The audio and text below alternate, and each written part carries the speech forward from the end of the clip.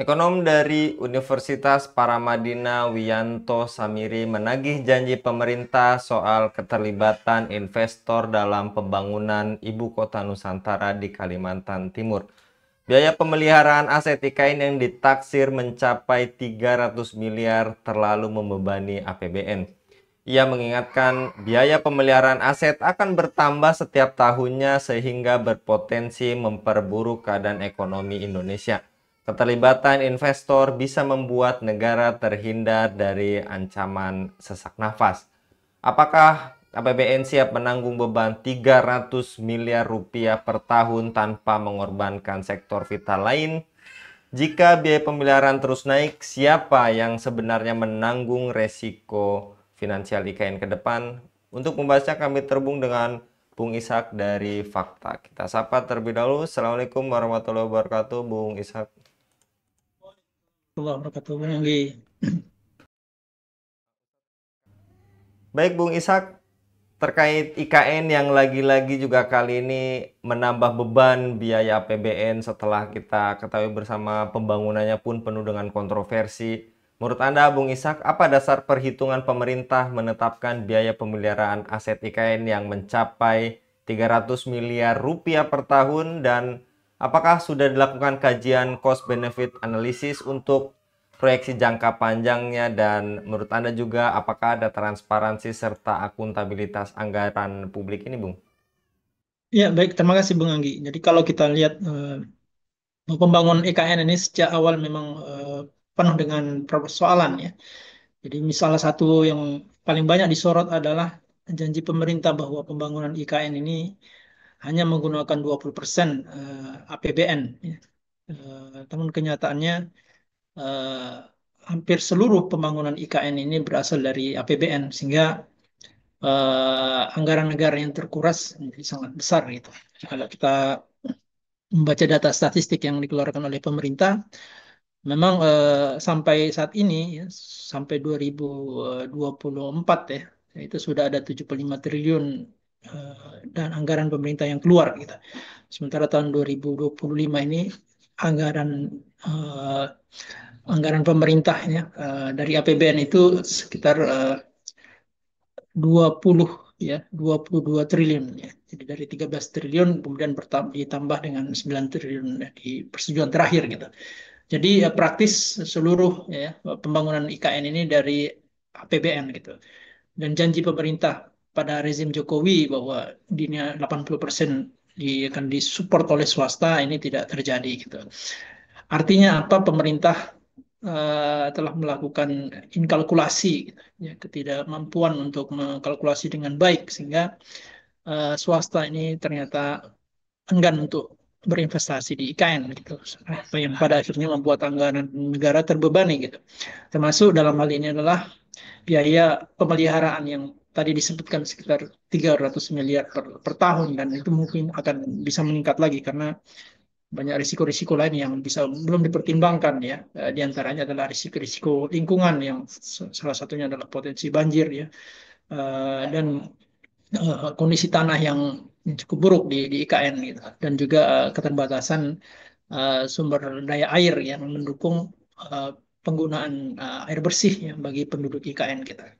Saya kira itu Bung Anggi, bahwa memang eh, desain IKN ini tidak dilakukan secara matang ya, termasuk kajian lingkungan, sehingga yang dibebani adalah APBN gitu.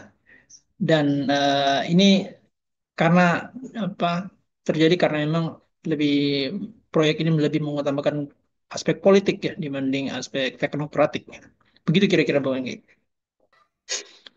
Dan menurut Anda, Bung Ishak, hingga pertengahan tahun ini IKN tak kunjung tuntas. Apakah ada kesesuaian antara janji dan realisasi, Bung? Saya kira janji janji pemerintahnya bahwa IKN ini akan selesai tahun lalu ya, 17 Agustus digunakan untuk pelaksanaan upacara sekaligus tempat berkantor pemerintah. Ya memang upacaranya dilaksanakan ya, tapi penggunaan IKN sebagai pusat kegiatan pemerintahan itu tidak berlangsung ya sampai sekarang. Bahkan Presiden terpilih Prabowo juga tidak memberikan komitmen yang jelas untuk menggunakan IKN sebagai tempat berkantor gitu. Jadi ini menimbulkan ketidakpastian bahwa memang IKN ini tidak siap digunakan oleh pemerintah saat ini gitu. Dan memang ya kondisi infrastrukturnya ya ketersediaan fasilitas yang mensupport uh, satu pusat pemerintahan ini memang yang kalau kita lihat ya di berbagai input media ya memang tidak belum mendukung itu untuk disebut sebagai pusat pemerintahan gitu. Termasuk juga ASN-ASN yang menjadi penggerak dari IKN ini juga belum dipindahkan secara maksimal gitu.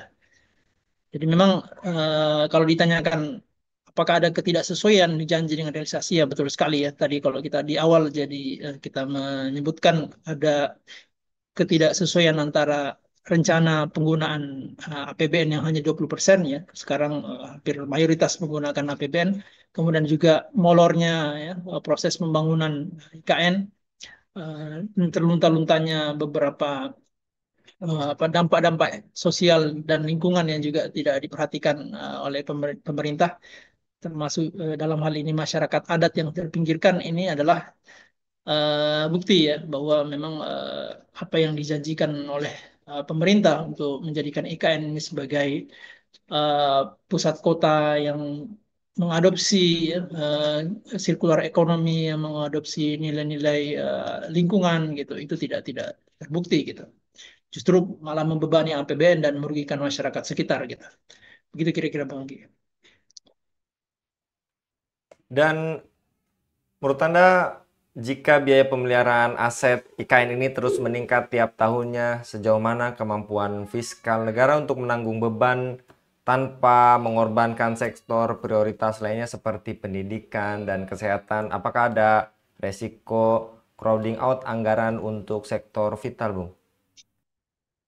Iya, saya kira pasti Bung Anggi karena memang kita tahu bahwa menurut keterangan Bu Sri Mulyani ya beberapa hari yang lalu di DPR menyebutkan bahwa tahun 2024 itu utang negara sudah 10.200 triliun lebih ya, dan bahkan tahun ini pemerintah memperlebar defisit gitu. Jadi tadi targetnya 2,3 menjadi 2,7%. Gitu. Artinya tahun ini akan lebih banyak utang yang ditarik oleh pemerintah. Pertanyaan kenapa utang lebih banyak ditarik? Karena memang pengeluarannya jauh lebih besar ya, tapi penerimaan negara dari pajak dan non pajak ini juga seret gitu. Dan yang jadi persoalan adalah pengeluaran yang besar ini memang sebagian besar ya, tidak efektif gitu. Justru banyak yang dikorupsi, kemudian juga banyak digunakan untuk membiayai proyek-proyek yang mungkin sekitar 30% itu masuk ke kantong-kantong pejabat gitu. Seperti yang diakui oleh Ketua PPATK ya, proyek strategis nasional misalnya 30% itu justru lari ke kantong pejabat. Dan ini saya kira eh, jadi persoalan serius ya pengelolaan APBN Indonesia yang sangat kapitalistik ya. Jadi menggunakan utang untuk membiayai defisitnya sehingga setiap tahun kita harus mengeluarkan bunga utang yang sekarang jauh lebih besar dari pembayaran subsidi, pembayaran bansos ya, pembayaran gaji pegawai bahkan hampir menyamai ya, transfer ke daerah gitu. Nah, saya kira ini kalau tidak ditangani ya dengan baik ya, tidak diselesaikan maka akan menjadi bom waktu bagi negara ini gitu. Dan memang ya mau tidak mau kalau kita mengacu kepada eh, perspektif Islam inilah sebuah kekeliruan yang sangat besar gitu. Karena di dalam Islam memang sudah dinyatakan ya bahwa pengelolaan ekonomi termasuk pengelolaan APBN harus berbasis syariah gitu. Dan bunga utang itu adalah sesuatu yang diharamkan Allah Subhanahu wa taala gitu. Jadi termasuk dalam hal ini pengelolaan APBN yang prudent gitu, yang akuntabel, yang meminimalisir terjadinya korupsi itu juga sangat diperhatikan di dalam sistem Islam gitu. Berbeda dengan sistem kapitalisme di mana kita lihat bagaimana undang-undang korupsi itu ya dibiarkan longgar sehingga para aparat negara, para pejabat negara dengan mudah mengkorupsi uang negara sehingga rakyat yang dipungut dari lewat pajak dan non pajak itu kemudian ya mengalir ke kantong-kantong mereka sehingga rakyat justru terus menerus mengalami penderitaan seperti yang kita saksikan saat ini. Begitu Bung Anggi. Padahal di tengah slogan efisiensi gitu ya, Bung Ishak, bahkan juga Sri Mulyani mengatakan dalam rapat dengan DPR, utang semakin membengkak. Lantas, Bung Ishak, terakhir, sebenarnya siapa yang menanggung resiko fiskal IKN ke depannya ini, Bung? Ya, tentu saja rakyat ya, karena konsekuensi ketika sebagian besar anggaran yang digunakan untuk membayar bunga utang ya dan pokoknya yang belum lagi utang-utang BUMN yang berpotensi ditanggung oleh pemerintah melalui dana kontingensi ya. Ini juga akan meningkatkan risiko fiskal ke depan gitu. Eh, Konsekuensinya adalah belanja-belanja untuk sektor publik ya seperti pembangunan sekolah ya rumah sakit puskesmas dan jalan-jalan di level kabupaten, kecamatan dan desa ini menjadi tidak optimal gitu. Irigasi-irigasi yang seharusnya bisa meningkatkan produktivitas pertanian ya, ini juga 40% lebih ya di beberapa daerah itu mengalami kerusakan gitu. Bahkan jalan-jalan di Indonesia Timur ya seperti Maluku Utara ya kemudian di Nusa Tenggara Timur, Papua itu 40 sampai 60% jalannya dalam kondisi rusak berat gitu. Jadi bagaimana bisa mengharapkan pertumbuhan ekonomi dengan kondisi seperti itu dan kita tahu bahwa anggarannya itu ada gitu, tapi tingkat korupsi di Indonesia itu sangat masif gitu sehingga sebagian besar dana dana publik ini dikorupsi. Jadi sudahlah anggaran kita itu dipotong untuk pembayaran bunga utang pada saat yang sama kita juga dana-dana yang tersisa ini kemudian di, digasak ya oleh pemerintah oleh para oknum-oknum di pemerintahan ya sehingga yang betul-betul sampai kepada rakyat dalam jumlah yang sangat sangat minimal sekali kita. Akhirnya karena pembangunan tidak efektif terus-menerus dibiayai dengan utang dan utang sehingga utang kita sudah lebih dari 10.000 triliun dengan bunga yang sangat fantastis gitu. Saya kira ini uh, tidak bisa diselesaikan kecuali kita kembali kepada sistem Islam yang mengharamkan utang berbunga dan kemudian sistem Islam yang mendorong pemanfaatan sumber daya alam agar dikuasai oleh negara sehingga hasilnya bisa mendatangkan sumber pemasukan yang jauh lebih besar dibandingkan saat ini gitu. Begitu kira-kira Bung Anggi.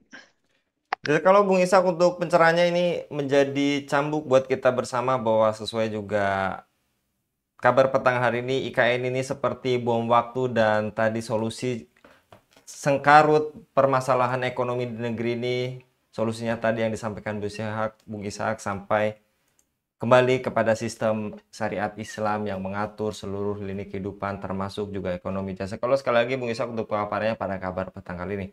Demikian pemirsa Ilava News, dukung dengan subscribe, share, dan like. Semoga menjadi kebaikan bagi kita semua di dunia dan di akhirat. Saya Anggi Suara undur diri. Assalamualaikum warahmatullahi wabarakatuh.